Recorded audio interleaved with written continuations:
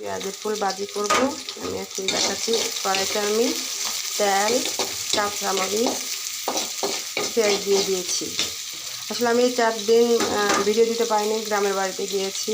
গ্রামের বাড়িতে কাজ চলছে, তাই কাজের ফাঁকে কোনো কিছু করতে পারিনি। বুঝেন তো, বাড়ির কাজ অনেক ঝামেলা। আমার বাড়িটা অনেক আগে কমপ্লিট হয়ে যেতে পারতো, কিন্তু আপনাদের ভাইয়া আবার গাড়ি কিনে ফেলছে, বলে যে বাড়িটা আস্তে আস্তে কাজ চলুক। এই জন্য আমার বাড়ির কাজটা পিছিয়ে গিয়েছে। তো সবাই কেমন আছেন জানাবেন কমেন্টে। আমিও সবার জন্য দোয়া করি, সবাই এগিয়ে যাক, কোনো হিংসা হানাহানি করব না, সবাইকে ভালোবাসি আর ভালোবেসে যাব। তো আমার পেঁয়াজটা লাল হতে থাক। এখানে আমি হালকা হলুদ দিয়ে দিয়েছি।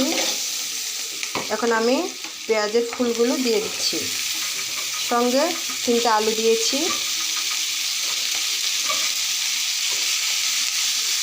পরিমাণ মতো লবণ দিয়ে দেবো।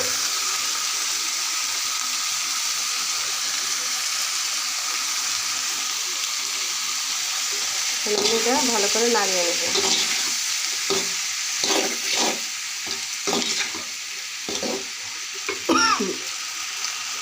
এর মধ্যে আমি একটু আদা রসুন পেস্ট করে রেখেছি, এটা দিয়ে দিচ্ছি ফ্লেভারের জন্য।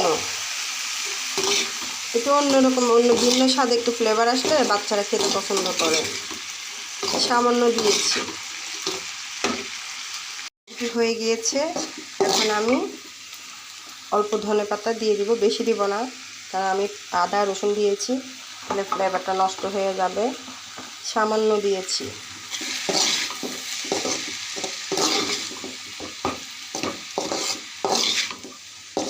আমি ফ্লেভারের জন্য আদা রসুনটা দিয়েছি, এটা যার যার ব্যক্তিগত ব্যাপার।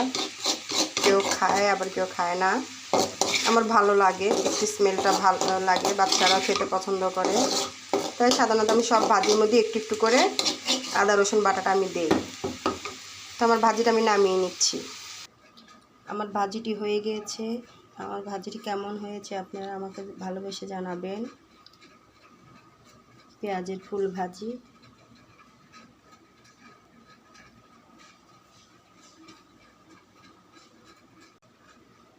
আমার ভাজিটি ভালো হয়ে থাকলে আমার পাশে থাকবেন, সবার পাশে ভালো থাকবেন, সুস্থ থাকবেন, নিরাপদে থাকবেন। আল্লাহ হাফেজ।